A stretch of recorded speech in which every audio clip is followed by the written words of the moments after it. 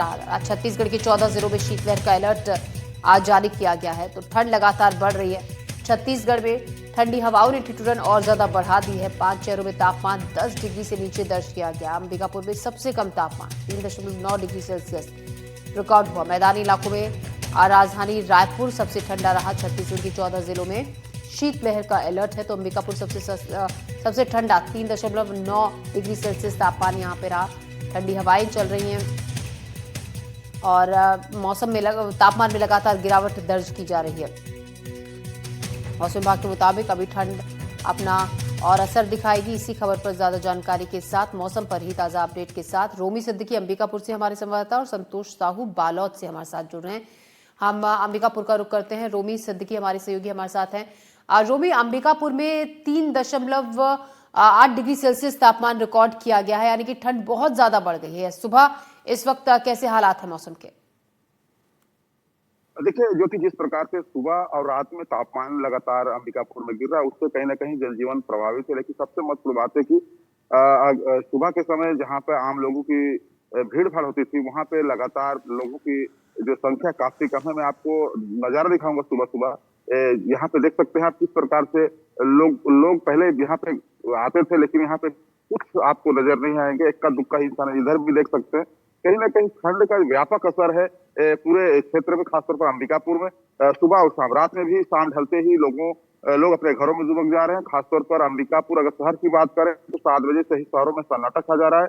वहीं सुबह की बात करें तो सुबह 10 बजे के बाद ही लोगों की दिनचर्या शुरू हो रहा है, क्योंकि इसका महत्वपूर्ण कारण है कि लगातार तापमान में गिरावट है। इसके साथ ही अगर दोपहर की बात करें, दोपहर में आसमान साफ होने के कारण विशेष तौर पर धूप तेज रहता है, लेकिन फिर भी शीतलहर के कारण आप यहाँ ठंड काफी ज्यादा है। इसके साथ ही स्कूलों में दर्ज संख्या की बात करें तो स्कूलों में भी बच्चों की संख्या लगातार दर्ज कम हो रही है। कारण है उसका सीधा कड़ाके की सर्दी, और सर्दी के कारण जिस प्रकार से स्वास्थ्य में प्रतिकूल प्रभाव पड़ रहा है, उसके कारण भी लोग काफी बीमार पड़ रहे हैं। स्वास्थ्य केंद्रों में, खासतौर पर निजी चिकित्सालय और शासकीय चिकित्सालयों में लोगों की भीड़ लगातार बढ़ती जा रही है। खासतौर पर देखा जाए तो सांस संबंधी जो समस्या उनको आ रही है, खासतौर पर निमोनिया, सर्दी, जुकाम, इस टाइप के लोग ज्यादा बीमार हो रहे हैं। क्योंकि जिस प्रकार से मौसम में तापमान में गिरावट है, उससे कहीं ना कहीं बच्चे और वृद्ध, उनके स्वास्थ्य में प्रतिकूल असर पड़ रहा है ज्योति। और इसके साथ ही अगर सबसे महत्वपूर्ण बात करें तो जो वर्क कर रहा है, मेंटेनेंस, निर्माण, बिल्डिंग निर्माण के कार्य या निर्माण कार्य शासकीय या अशासकीय, उसमें भी काफी फर्क देखा जा रहा है। क्योंकि जिस प्रकार से ठंड पड़ रही है, उससे लेबर जो मजदूर वर्ग हैं वो काम करने निकल नहीं रहे हैं। ऐसे में सभी कार्य काफी प्रभावित हो रहे हैं, जिसके कारण कहीं ना कहीं व्यवसाय में भी इसका असर देखा जा रहा है ज्योति। इसके साथ ही जिस प्रकार से ठंड बढ़ी है, उसका असर, सबसे महत्वपूर्ण बात है कि चूंकि छत्तीसगढ़ कृषि प्रधान प्रदेश है, यहाँ पे 80% जो जनसंख्या है वो कृषि पर आधारित है। ऐसे में कहीं ना कहीं लगातार कड़ाके की सर्दी, पाला और कोहरे के कारण जो इस सीजन का जो सब्जी का फसल है वो भी प्रभावित हुआ है। तो खासतौर पर देखा जाए तो ठंड के कारण हर वर्ग चिंतित है, और मौसम विभाग का सही तौर पर अनुमान है कि आने वाले जनवरी माह में खासतौर पर ये ठंड बरकरार रहेगी। ऐसे में कहीं ना कहीं लोगों की चिंता बरकरार है ठंड को लेकर ज्योति। बिल्कुल, ठंड को लेकर चिंता बरकरार है। ठंड में फिलहाल कोई राहत मिलती हुई नजर नहीं आ रही है। संतोष साहू हमारे सहयोगी भी बालोद से हमारे साथ जुड़े हैं। रोमी, आपके पास वापस लौटूंगी। संतोष, बालोद में कैसा मौसम है? क्या ठंड में इजाफा हुआ है या थोड़ी सी राहत है? और कोहरा कितना इस वक्त देखा जा रहा है? देखिए जो कि बालोद में अगर ठंड की बात की जाए तो पिछले कुछ दिनों से ठंड में राहत जरूर मिली है, लेकिन अभी यह पूरी तरह से यह ठंड से राहत नहीं कहा जा सकता। क्योंकि पिछले कुछ दिनों पहले जब सुबह का तापमान जब 6 से 7 डिग्री तक पहुंच गया चुका था, और यह तापमान आज सुबह की जब बात की जाए तो सुबह का जो न्यूनतम तापमान है ये 10 डिग्री तक पहुंच चुका है। लेकिन यहाँ पे ठंड से राहत नहीं कहा जा सकती। आप देख सकते हैं जैसे बस स्टैंड पे हम खड़े, यहाँ पे लोग आए हैं, मेरे पीछे यहाँ देख सकते हैं लोग इस ठंड से बचने के लिए गर्म कपड़ों का भी सहारा लिए हैं।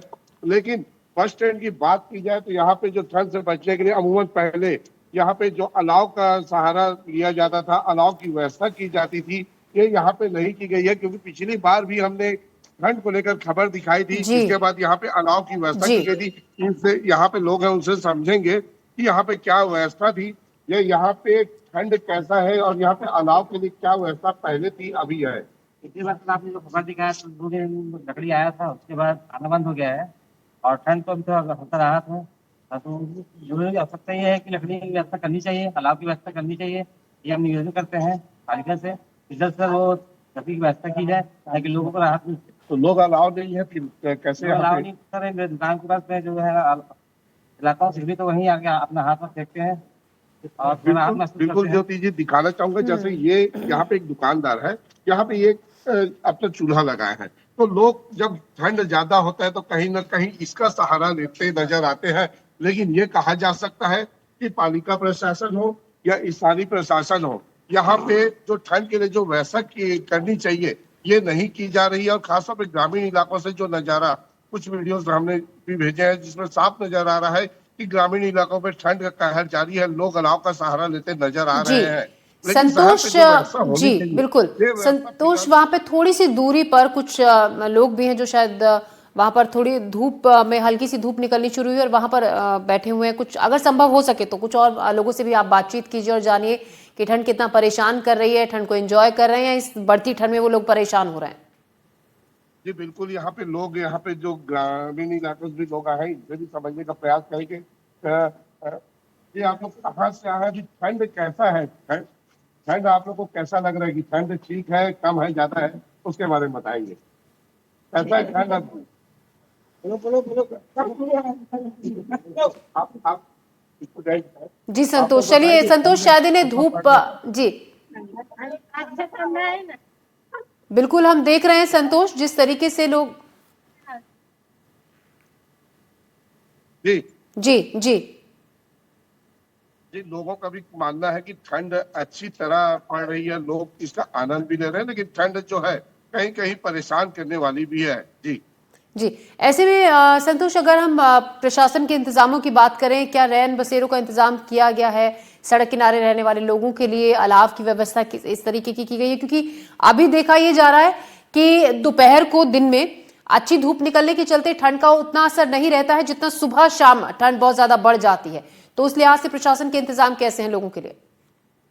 जी बिल्कुल, जैसा कि एक नजारा हमने दिखाया और यहाँ पे जो स्थानीय जो लोग हैं उनसे भी हमने बात की, उनका साफ कहना था जब पिछले बार एनडीटीवी ने इसी जगह से जब खबर दिखाई थी उसके बाद 2 दिनों तक यहाँ पे अलाव की व्यवस्था की गई थी, लेकिन 2 दिनों के बाद वो व्यवस्था जो है फिर से बंद कर दी गई थी। और रैन बसेरे की भी हालात हमने साफ तो दिखाया था कि रैन बसेरा में किस तरह से गंदगी थी और वहां पे गर्म कपड़े नहीं दिए जा रहे थे, जिसको भी सुधारने का दावा किया गया जा रहा था।